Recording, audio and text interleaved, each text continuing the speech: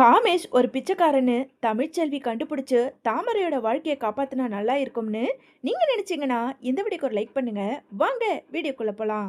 உனக்கு இன்னைக்கு மதியம் 3 மணிக்கெல்லாம் நிச்சயதார்த்தம், சீக்கிரமா போய் கிளம்பி வா அப்படின்னு ராஜாங்கம் ஒரு பெரிய அதிர்ச்சிய இடியையும் அங்க இருந்த சாவித்திரிக்கும் தாமரைக்கும் சொல்ல, உடனே தாமரையோ, அம்மா என்னம்மா இது, எனக்கு இந்த மாப்பிளைய பிடிக்கவே இல்லை, எனக்கு காமேஷ் பிச்சையை தான் ரொம்ப பிடிச்சிருக்கு, வேணும்னா இப்பவே நாம ராஜாங்க மாமா கிட்ட சொல்லிடலாமா அப்படின்னு சொல்லிட்டு அங்க இருந்த தாமரை சாவித்திரியோட காதல சொல்ல, உடனே சாவித்திரி இருந்துகிட்டு, அடியே தாமரை, இப்ப நீ காமேஷ் பிச்சையை காதலிக்கிறத கண்டிப்பா வீட்ல சொல்ல முடியாதுடி, இந்த நேரத்துல வெளியே இருந்து வேற வந்திருக்காங்க, அவங்க முன்னாடி அண்ணனை அசிங்கப்படுத்துற மாதிரி எனக்கு இந்த மாப்பிளைய பிடிக்கல, எனக்கு காமேஷ் தான் பிடிச்சிருக்குன்னு மட்டும் நீ சொன்னேன்னு வச்சுக்கோ, கண்டிப்பா நம்ம இந்த வீட்ல இருக்க முடியாது, வெளியே துரத்தி விட்டுடுவாரு, பேசாம வாயை முடிக்கிட்டு அமைதியாயிரு, நான் ஏதாவது ஐடியா பண்றேன் அப்படின்னு சொல்லிட்டு சாவித்திரி சொல்ல, உடனே அங்க இருந்த அப்பத்தாவோ, அடியே என்னடி, 2 பேரும் உங்களுக்குள்ளேயே பேசிக்கிட்டு இருக்கீங்க, சீக்கிரமா சட்டு போட்டுன்னு சீக்கிரம் தாமரை கூட்டிட்டு போய் நல்லா ட்ரெஸ் பண்ணி வெளியே கூட்டிட்டு வா அப்படின்னு சாவித்திரி கிட்ட அப்பத்தா சொல்ல, சரிம்மா அப்படின்னு சொல்லிட்டு இங்க தாமரையை அழைச்சிக்கிட்டு சாவித்திரி நேரா ரூமுக்குள்ள போறாங்க. அம்மா, என்னம்மா, மாப்பிள்ளைய பிடிக்கலன்னு சொல்லிட்டு வானா, நீ என்னமோ சரி நான் அலங்காரம் பண்ணி கூட்டிட்டு வரேன்னு சொல்லிட்டு இங்க கூட்டிட்டு வந்திருக்க, எனக்கு ஒண்ணுமே புரியல, நான்லாம் வெளியே வரமாட்டேன், அந்த மாப்பிள்ளையோட மூஞ்ச பார்த்தாலே எனக்கு பிடிக்கவே இல்லைம்மா அப்படின்னு தாமரை சொல்லிக்கிட்டு இருக்க. அடியே, இப்போதைக்கு என்ன பண்றதுன்னு எனக்குமே தெரியல, இங்க பாரு, நீ நல்லா புடவை கட்டிக்கிட்டு நல்ல ட்ரெஸ் பண்ணு, அதுக்கு முன்னாடி நீ காமேஷ் பிச்சைக்கு சீக்கிரமா ஃபோன் பண்ணு. எதுக்குமா இப்போ எதுக்காக அவருக்கு ஃபோன் பண்ண சொல்ற? ஆமாண்டி, முதல்ல ஃபோன் பண்ணி இந்த மாதிரி எங்கள் வீட்டில் எனக்கு பொண்ணு பார்க்கறதுக்கு வந்திருக்காங்க, நிச்சயதார்த்தம் நடக்க போகுது, அடுத்ததா என்ன பண்ணலாம் அப்படின்னு அவர்கிட்ட ஒரு ஐடியா கேளு, எனக்கு இந்த மாப்பிள்ளைய பிடிக்கல, நான் இந்த வீட்டை விட்டு வெளியே வந்துடுறேன், நீங்களும் வந்து எங்கள் மாமா கிட்ட பேச மாட்டீங்க, நானாவது உங்க கூட வந்து உங்களை கல்யாணம் பண்ணிக்கிறேன்னு சீக்கிரமா ஃபோன் பண்ணி சொல்லு, இங்க நடக்கிற விஷயத்த சொல்லுடி அப்படின்னு சொல்லிட்டு சாவித்திரி சொல்ல, தாமரையுமே அங்க நேரா காமேஷ் பிச்சைக்கு ஃபோன் பண்றாங்க. என்ன இது, லோட்டஸ் இப்போதானே நம்மளை பார்த்துட்டு போச்சு, அதுக்குள்ள எதுக்காக இப்போ ஃபோன் பண்ணுது அப்படின்னு சொல்லிட்டு இங்க காமேஷ் ஒரு யோசனையில அந்த ஃபோனை கால் அட்டன் பண்ணாம அப்படியே நின்றுக்கிட்டு இருக்க. இன்னொரு பக்கம் தாமரையும் சாவித்திரியும் பேசிக்கிட்டு இருக்கிறத ஈஸ்வரியும் சித்ராவும் கேட்டுட்டு, அம்மா, நீ போட்ட திட்டம் சரியாதாம்மா வேலை செய்யுது, பாரு, அந்த பிச்சைக்காரனை கல்யாணம் பண்ணிக்கிறதுக்கு இவ தயாராயிட்டா, சீக்கிரமா அந்த காமேஷுக்கு ஃபோன் பண்ணி இந்த மாதிரி தாமரை கல்யாணம் பண்ணிக்க ஒத்துக்க போறா, நீயும் சரின்னு சொல்லி ஒரு நல்ல கோவிலா பார்த்து வர சொல்லி அவ கழுத்துல தாலியை கட்ட சொல்லுமா, அவ பிச்சைக்காரனை கல்யாணம் பண்ணிக்கிட்டு இந்த வீட்டில் அவ அழுதுகிட்டே குடும்பம் நடத்தணும் அப்படின்னு சொல்லிட்டு இங்க சித்ரா சொல்ல, அடியே, நான் எதிர்பார்த்ததை நடத்தி காட்டிட்டேன்ல, இரு இரு, இன்னும் கொஞ்ச நேரத்தில் இந்த தாமரை காமேஷ் பிச்சைக்கு ஃபோன் பண்ணி பேசுவா, காமேஷ் எப்படியும் நமக்கு தான் ஃபோன் பண்ணுவான், அதுக்கப்புறம் நாம் என்ன திட்டம் வச்சுருக்கோமோ அதை சொல்லிப்போம், நீ பேசாமல் கொஞ்ச நேரம் அமைதியாரு அப்படின்னு சித்ரா கிட்ட ஈஸ்வரி சொல்லிக்கிட்டு இருக்காங்க. இன்னொரு பக்கம் இங்கே காமேஷ் பிச்சையோ அங்கே விடாமல் ஃபோன் கால் வந்துக்கிட்டு இருந்த தாமரையோட காலை அட்டன் பண்ணி காதில் வைக்க, உடனே இங்கே தாமரையோ ஓன்னு அழ ஆரம்பிக்கிறாங்க.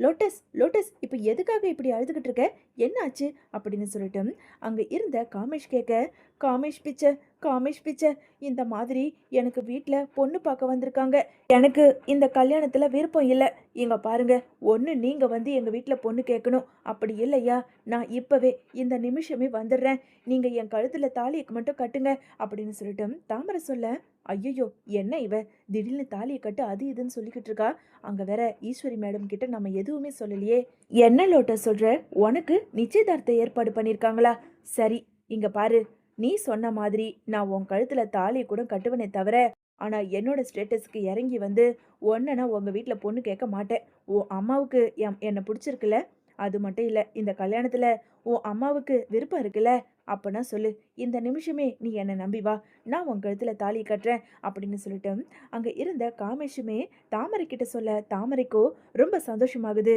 சரி காமேஷ், நீங்க எந்த கோவில் மட்டும் சொல்லுங்க, நான் இப்பவே இன்னும் கொஞ்ச நேரத்துல கிளம்பி வந்துடுறேன் அப்படின்னு சொல்லிட்டு இங்க தாமரை போனை வைக்க, இன்னொரு பக்கம் இந்த விஷயத்த எப்படியாவது ஈஸ்வரி கிட்ட சொல்லணும் அப்படின்னு சொல்லிட்டு காமேஷ் அங்க ஈஸ்வரிக்கு ஃபோன் பண்ணி சொல்ல, இங்க பாரு காமேஷ், நான் திட்டம் போட்ட மாதிரி எல்லாமே சரியாக தான் நடந்துக்கிட்டு வருது, இங்கே பாரு, கல்யாணத்துக்கான எல்லா செலவையும் நான் பார்த்துக்கிறேன், இன்னும் கொஞ்ச நேரத்தில் அந்த பணத்தை எடுத்துக்கிட்டு வந்து வாங்கிட்ட சேர்க்குறேன், அவள் கழுத்தில் மட்டும் நீ நல்லபடியாக தாலியை கட்டிட்டேன்னு வச்சுக்கோ, அடுத்த நிமிஷத்துலேருந்து உனக்கான பணம் நிறையவே வந்து சேரும் அப்படின்னு சொல்லிட்டு இங்க ஈஸ்வரி சொல்ல சரிங்கிற மாதிரி சொல்லிட்டு கொஞ்ச நேரத்துல தாமரைக்கு ஃபோன் பண்ணி இங்க பக்கத்துல இருக்க வடபழனி கோயிலுக்கு வந்துரு அப்படின்னு சொல்லிட்டு ஃபோனையும் வைக்கிறாங்க.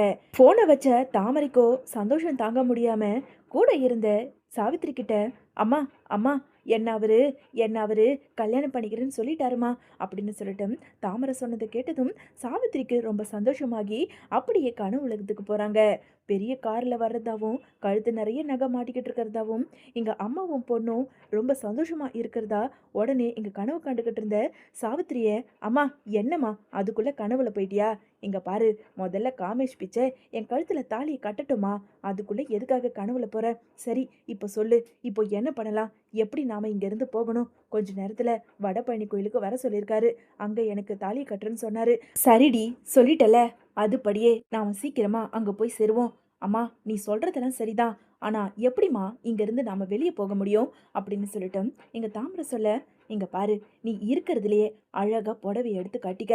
அப்படியே நாம வெளியே வர மாதிரி வந்து பின்வாசல் வழியா ஏதாவது சொல்லி அப்படியே எஸ்கேப் ஆயிடலாம்.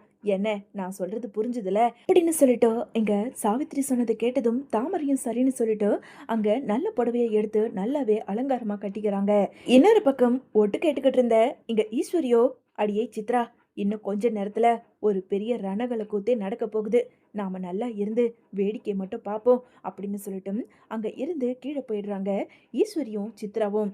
கொஞ்ச நேரத்துல எங்க தாமரை நல்லாவே திருமண கோலத்துல தயாராகி வெளியே வந்த சாவித்ரி, தாமரை இங்க பாரு, எல்லாருமே மாப்பிள்ளை வீட்டுக்காரங்க வந்திருக்காங்கல்ல, அங்க மும்முரமா வேலையை பார்த்துக்கிட்டு இருக்காங்க. நீ என்ன பண்ணு, முதல்ல அப்படியே மெதுவா இறங்கி பின்வாசல் வழியா போயிடு, யாரும் பார்க்க மாட்டாங்க. அதே மாதிரி நானும் வந்துடுறேன். யாருன்னா கொஞ்ச நேரம் லேட் ஆனாலும் ஏதோ பொண்ணு உள்ள கிளம்பிக்கிட்டு இருக்குன்னு தான் நினைப்பாங்க. அதுக்குள்ள நாம வடபழனி கோயிலுக்கு போயிடலாம் அப்படின்னு சொல்லிட்டு இங்க சாவித்திரி ஒரு திட்டம் போட்டு கொடுக்க, அப்படியே தாமரையும் பொறுமையா சாவித்திரி சொன்ன மாதிரியே பின்வாசல் வழியாவும் வெளியே போயிடுறாங்க. கொஞ்ச நேரத்துல சாவித்திரியுமே அப்படியே பின்வாசல் வழியா போயிடுறாங்க. என்ன இது, மாப்பிள்ளை வீட்டுக்காரங்க வந்து ரொம்ப நேரம் ஆகுது, இவளுங்க என்னதான் பண்றாளுங்கன்னு தெரியலையே. அடியே ஈஸ்வரி, போய் சீக்கிரமா அந்த சாவித்திரிய தாமரையை அழைச்சிக்கிட்டு வர சொல்லுடி அப்படின்னு சொல்லிட்டு அப்பத்தா சொல்ல, இன்னொரு பக்கம் இங்க சாவித்திரியும் தாமரையும் ஒரு ஆட்டை பிடிச்சி நேரா வடபழனி கோயிலுக்கு போயிடுறாங்க. அங்க இருந்த காமேஷ் பிச்சையை பார்த்ததும், காமேஷ் காமேஷ், நல்ல வேலை எனக்காக இறங்கி வந்து என் கழுத்துல நீங்க தாலியை கட்டுறேன்னு சொல்லிட்டீங்க, எனக்கு ரொம்ப சந்தோஷமா இருக்கு அப்படின்னு சொல்லிட்டு தாமரை சொல்ல, இங்க பாரு லோட்டஸ், உன் கழுத்துல தாலியை கட்ட எனக்குமே ரொம்ப சந்தோஷமா இருக்கு, வா நாம போகலாம் அப்படின்னு சொல்லிட்டு இங்க மாலையை வாங்கி வச்சுட்டு தாலியை ஒரு தங்கத்துல வாங்கிக்கிட்டு நேரா அங்க தாமரையை கூட்டிட்டு போய் சாமி முன்னாடி வச்சு தாலியையும் காமேஷ் கட்டிடுறாரு. இன்னொரு பக்கம் எங்க சாவித்திரி பொறுமையா படிக்கட்டு ஏறி வந்து இங்க சித்ரா கிட்ட சொல்லிக்கிட்டே வராங்க. அடியை, அவளுங்க 2 பேரும் வீட்டுல இருக்கவே இல்லை. என்னமோ இந்த அத்தை வேற அவளுங்க இருக்கிறாளுங்கன்னு நினைச்சுக்கிட்டு கூட்டிட்டு வர சொல்றாங்க. அம்மா இப்ப என்னம்மா பண்றது? ஒன்னும் இல்லை, நீ வா, நாம போய் அங்க உள்ள இருக்கிறவங்கள கூப்பிடுற மாதிரி கூப்பிட்டு அவளுங்க இல்லவே இல்லைன்னு நாம வெளியே போய் ஒரு நாடகத்தை நடத்துவோம். என்ன சொல்ற?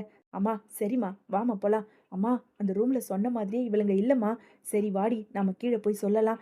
ஐயோ ஐயோ ஐயோ, அந்த தாமரையும் சாவித்திரியும் காணுமாமா அப்படின்னு சொல்லிட்டு அங்க இருந்த ராஜாங்கத்துக்கிட்டையும் மாப்பிள்ளை வீட்டுக்காரங்க கிட்டையும் அங்க ஈஸ்வரி சொல்ல கேட்ட உடனே அங்க இருந்த மோகனா இருந்துக்கிட்டு, என்ன ஈஸ்வரி சொல்ற? நல்லா ரூம்ல சுத்தி பாத்தியா? இல்லனா அங்க வேற எதனா ஒரு ரூம்ல ட்ரெஸ் மாத்திக்கிட்டு இருக்க போறாங்க. ஐயோ அத்தாச்சி, நான் என்ன பொய்யா சொல்ல போறேன், நீங்க வேணும்னா போய் பாருங்க அப்படின்னு சொல்லிட்டு ஈஸ்வரி சொல்ல உடனே மோகனாவும் மலருமே வேக வேகமா படிக்கட்டு ஏறி போய் அங்க ரூம் ஃபுல்லாமே தேடி பார்க்க, ஆனாலும் ரூம்ல அங்க சாவித்திரியும் தாமரையும் இல்லாதது தெரிஞ்சுக்கிட்ட மோகனா ரொம்பவுமே வேக வேகமா பதட்டத்தோட வர உடனே ராஜாங்க இருந்துக்கிட்டு, என்ன மோகனா, இருக்காளுங்களா இல்லையா? ஐயோ இல்லைங்க, 2 பேரையுமே காணோம். என்னது காணுமா அப்படின்னு ராஜாங்கம் ரொம்ப அதிர்ச்சியோட கேட்க உடனே ஈஸ்வரி இருந்துக்கிட்டு, தெரியலையே, ஒருவேளை தாமரைக்கு இந்த கல்யாணத்துல விருப்பம் இல்லைன்னு சொல்லிட்டு வீட்டை விட்டு வெளியே போயிட்டாலோ அப்படின்னு ஈஸ்வரி சொல்ல, உன் வாயை கழுவு, பேசாம அமைதியா இரு. ஏயா ராஜாங்கம், இங்க தான் எங்கன்னா அக்கம் பக்கம் போயிருப்பாளுங்க, நீ பேசாம கொஞ்ச நேரம் அமைதியா இரு. மாப்பிள்ளை வீட்டுக்காரங்களே, கொஞ்ச நேரம் பொறுமையா இருங்க, வந்துருவாளுங்க அப்படின்னு அப்பத்தான் சொல்லிக்கிட்டு இருக்கேன். அதே நேரம் அங்க இருந்த சேதுவுக்கு ஒரு ஃபோன் கால் வருது. அதை கேட்டதும் ரொம்ப அதிர்ச்சியான சேதுவை பார்த்ததும் இங்க ராஜாங்க இருந்துக்கிட்டு, ஏயா சேது, யார் யா ஃபோன்ல, எதுக்காக இவ்வளோ அதிர்ச்சி ஆகுற அப்படின்னு ராஜாங்க கேட்க, அப்பா, பக்கத்து ஊர்ல இருந்து சொடல மாரி ஃபோன் பண்ணி, இப்பதான் தாமரை கழுத்துல ஏதோ ஒரு ஆளு தாலி கட்டுனதா சொல்லி அவரு சொன்னாருப்பா அப்படின்னு சொன்ன செய்திய கேட்டு, எங்க அப்பத்தா மோகனான்னு எல்லாருக்குமே அதிர்ச்சியாக, அதே சமயம் ராஜாங்கத்துக்கு ரொம்பவுமே கோவம் வருது. அப்போ நான் மாப்பிள்ளை பார்த்து வச்சிருக்கேன். அவளா ஒரு மாப்பிள்ளைய தேடிக்கிட்டு போய் கல்யாணம் பண்ணியிருக்காளா? இங்க என்ன நடக்குது? அப்படின்னு ராஜாங்கம் கோவப்பட்டுக்கிட்டு இருக்க, ராஜாங்கம் கூட்டிட்டு வந்த மாப்பிள்ளை வீட்டுக்காரங்களோ அங்க ராஜாங்கத்த பார்த்து, "என்ன பொண்ண வளர்த்து வச்சிருக்கீங்க. நல்ல வேளை இப்பேற்பட்ட பொண்ணு என் பையனுக்கு கல்யாணம் பண்ணி வைக்கல.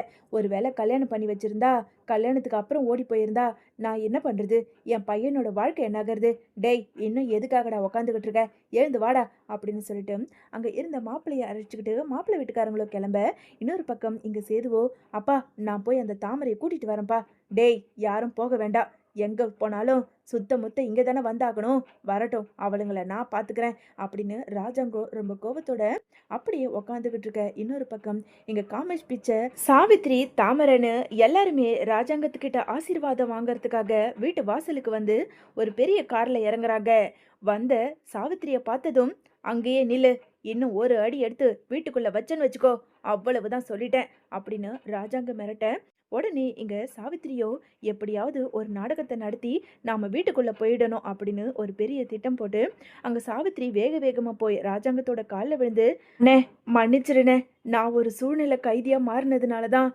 என் பொண்ணோட வாழ்க்கையை எப்படியாவது காப்பாற்றணும்னு சொல்லிட்டு நான் கூட்டிட்டு போய் அவளுக்கு விருப்பப்பட்ட மாப்பிள்ளைக்கே நான் கல்யாணம் பண்ணி வச்சுட்டேன். நீ நினைக்கிற மாதிரி இந்த காமேஷ் ஒன்றும் ஒரு பிச்சைக்காரன் கிடையாது. பெரிய கோடீஸ்வரரு." அப்படின்னு சொல்லிட்டு அங்க இருந்த சாவித்திரி சொல்லிக்கிட்டு இருக்க, உடனே அப்பத்தா இருந்துக்கிட்டு, "அடியேய் கூறு கெட்டவளே, ஏன் மாப்பிள்ளை வீட்டுக்காரங்க வந்தாங்களே, இல்ல அப்பயாவது சொல்லியிருக்கணும், அதுக்கு முன்னாலாவது சொல்லியிருக்கணும். எதுவுமே சொல்லாம உன் பொண்ணுக்கு போய் கல்யாணத்தை பண்ணி வச்சுட்டு கூட்டிட்டு வந்து நிறுத்தினா நாங்க என்ன சமாதானம் ஆயிடணுமா? ஏய்யா ராஜாங்கம், முதல்ல இதுங்க எல்லாத்தையும் அடிச்சு துரத்தியா?" அப்படின்னு அப்பத்தா சொல்ல, உடனே ராஜாங்கம் இருந்துக்கிட்டு, "இங்க பாரு சாவித்ரி, நான் உனக்கு எவ்வளவோ பார்த்துருக்கேன். உன் பொண்ணுக்கு ஒரு நல்ல வாழ்க்கை அமைச்சு கொடுக்கலான்னு பார்த்தேன். ஆனா நீ உன் பொண்ணு ஆசைப்பட்டான்னு சொல்லி என்ன மாப்பிள்ளை வீட்டுக்காரங்க முன்னாடி அசிங்கப்படுத்தி அவமானப்படுத்தி உன் பொண்ணோட வாழ்க்கையை நீ கல்யாணம் பண்ணி வச்சுட்ட. சரி, அப்போ நீங்க உங்க வாழ்க்கையை பார்த்துக்கங்க. ஆனா தயவு செஞ்சு இந்த வீட்டுக்குள்ள வரவே கூடாது." அப்படின்னு அங்க இருந்த ராஜாங்கமும் சாவித்திரியையும் தாமரையும் அடிச்சு வீட்டை விட்டு துரத்துறாங்க.